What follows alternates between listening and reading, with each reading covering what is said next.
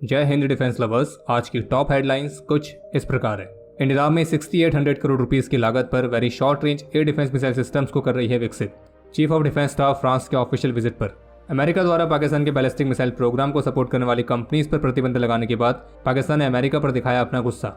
Iran की media का दावा कि इजराइल पर स्ट्राइक में ईरान ने अपनी सबसे एडवांस मिसाइल्स का इस्तेमाल ही नहीं किया था, और नाइजीरिया ने JF-17 को कहा नो।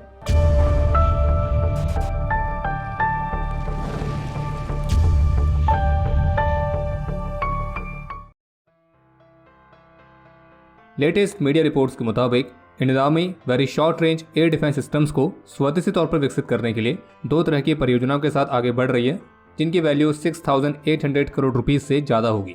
और यह फैसला खास तौर पर बॉर्डर एरियाज पर चीन और पाकिस्तान की तरफ से उत्पन्न होने वाले एरियल थ्रेट्स को काउंटर करने के लिए शोल्डर फायर्ड मिसाइल्स की कमी को ध्यान में रखकर लिया गया है। और इस परियोजना के तहत इंडियन आर्मी डोमेस्टिक सप्लायर्स के माध्यम से 500 से अधिक लॉन्चर्स और करीब 3000 से अधिक मिसाइल्स को खरीदने पर काम कर रही है। और जबकि इस मामले पर ANI की रिपोर्ट में रक्षा मंत्रालय के ऑफिसर्स के हवाले से बताया गया कि अभी वर्तमान समय में जो इंडियन आर्मी और इंडियन एयरफोर्स की इन्वेंट्री में वेरी शॉर्ट रेंज की एयर डिफेंस मिसाइल्स मौजूद हैं, तो वे सभी IR होमिंग गाइडेंस सिस्टम के साथ आती हैं। और वहीं इसके अलावा इंडियन आर्म फोर्सेस में पुराने इग्ला 1M सिस्टम्स भी मौजूद हैं, जिन्हें 1989 में इंडक्ट किया गया था, और जबकि 2013 से उनका डी इंडक्शन करने की योजना भी थी। बाकी अभी वर्तमान समय में भारत की डिफेंस PSU प्राइवेट सेक्टर के साथ मिलकर एक 4800 करोड़ रुपए की परियोजना पर काम कर रही है, और जिसके तहत laser beam riding very short range air defence systems को विकसित किया जा रहा है, जो कि मुख्य रूप से दुश्मन की तरफ से आने वाले ड्रोन्स, फाइटर एयरक्राफ्ट, चॉपर्स, तो इस तरह के एरियल थ्रेट से सुरक्षा प्रदान करने में काफी मददगार साबित होंगे। और इस परियोजना के तहत करीब 200 लॉन्चर्स और करीब 1200 मिसाइल्स को विकसित किया जाएगा, जो कि आर्मी और एयरफोर्स दोनों को मिलेंगे। और इन 1200 मिसाइल्स में से करीब 700 के आसपास मिसाइल्स इंडियन आर्मी को मिलेंगी, और जबकि बाकी की बची इंडियन एयरफोर्स को। और इसके अलावा जो दूसरी परियोजना है उसमें DRDO लैबोरेटरीज स्वदेशी तौर पर IR homing based very short range air defence systems को डिजाइन और डेवलप कर रहे हैं। और इस सिस्टम अभी कुछ समय पहले ट्राइपॉड की मदद से टेस्ट भी किया गया था, लेकिन अब DRDO इस सिस्टम को और भी ज़्यादा मिनिएचराइज कर रही है ताकि इसे एक शोल्डर फायर्ड वेपन सिस्टम भी बनाया जा सके। बाकी जब तक ये सिस्टम्स मैच्योर नहीं हो जाते हैं, तब तक के गैप को फिल करने के लिए आर्मी और एयरफोर्स इमरजेंसी प्रोक्योरमेंट पावर्स का इस्तेमाल करके रशिया से इग्ला SK-96 लॉन्चर्स को खरीद रही है, जिसमें से 48 ऑलरेडी यहाँ पहुँच चुके हैं, और जबकि बाकी के बचे 48 निकट भविष्य में डिलीवर किए जाएंगे। और इसी बीच एक सजेशन ये भी दिया गया है कि करीब 5 वर्ष पहले जो रशिया ने पुराने इग्ला 1M सिस्टम्स को रिप्लेस करने के लिए इग्ला सिस्टम का ऑफर दिया था, लेकिन इस वाली परियोजना को स्क्रैप कर दिया गया था, तो उसको फिर से रिवाइव करने का सजेशन भी शामिल है।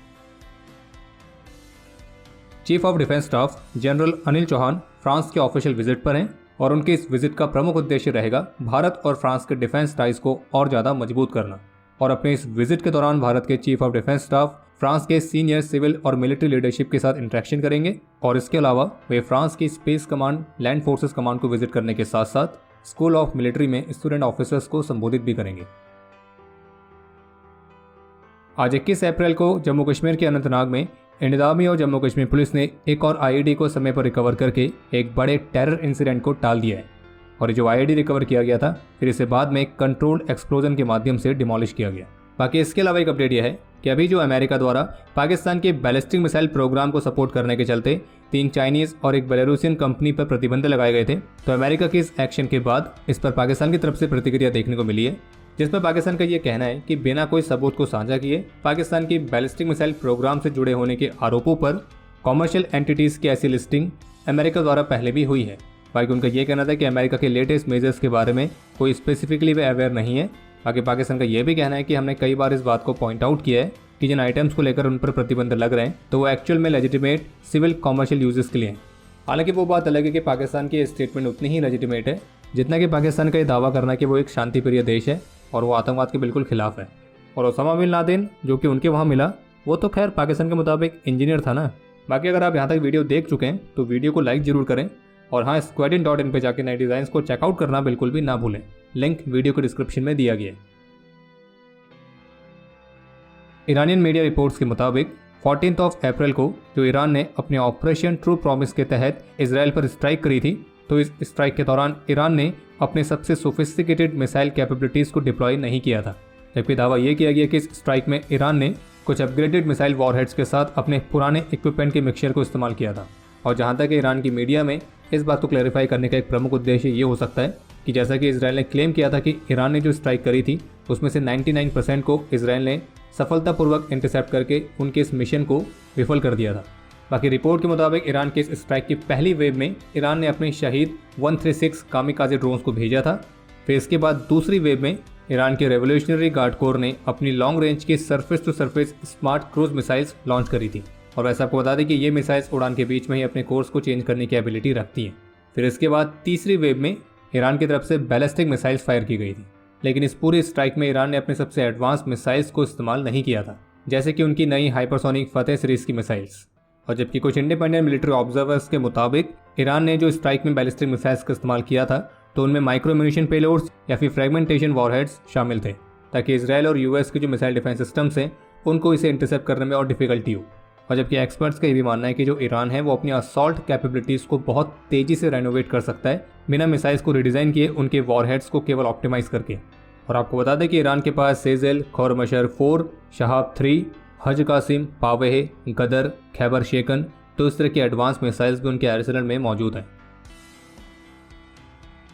पाकिस्तान के एक पत्रकार जिनका नाम है हैदर मेहदी, तो इन्होंने अपने ऑफिशियल ट्विटर हैंडल से ट्वीट करके इस बारे में जानकारी दी है कि आज इस्लामाबाद के सेक्टर F8 से सऊदी अरब के एक डिप्लोमेट को कुछ अज्ञात लोगों ने किडनैप कर लिया है।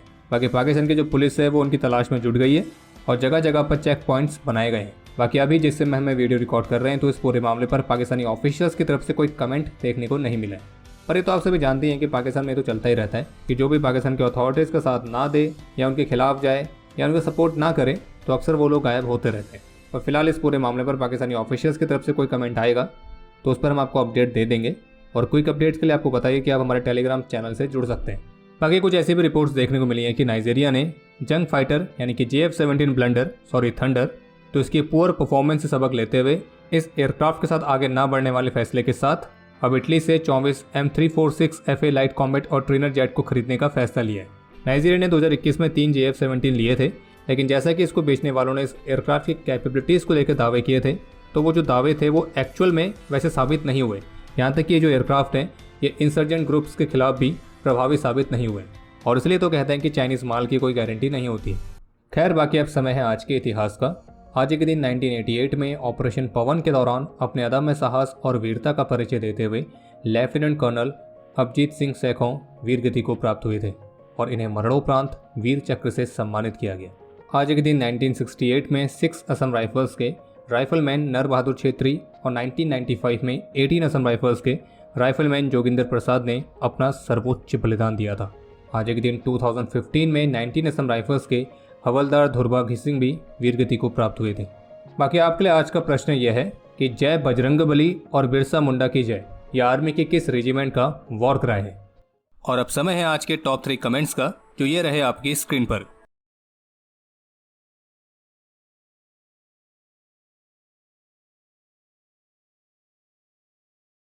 तो हमारे आज के इस एपिसोड के लिए इतना ही। उम्मीद है आपको एपिसोड पसंद आया होगा। पसंद आया तो वीडियो को लाइक जरूर करें। कोई भी सुझाव या सवाल हो तो उसके लिए कमेंट सेक्शन ओपन है। और मिलिट्री से रिलेटेड और भी इंटरेस्टिंग कंटेंट को एक्सेस करने के लिए डिफेंस स्क्वाड की सुपर ऐप को डाउनलोड करना ना भूलें, जिसका लिंक इस वीडियो के डिस्क्रिप्शन में दिया गया है। बाकी अगर आपने अभी तक इस चैनल को सब्सक्राइब नहीं किया है तो सब्सक्राइब जरूर करें। हम जल्द मिलेंगे नए एपिसोड के साथ। तब तक के लिए जय हिंद, जय भारत।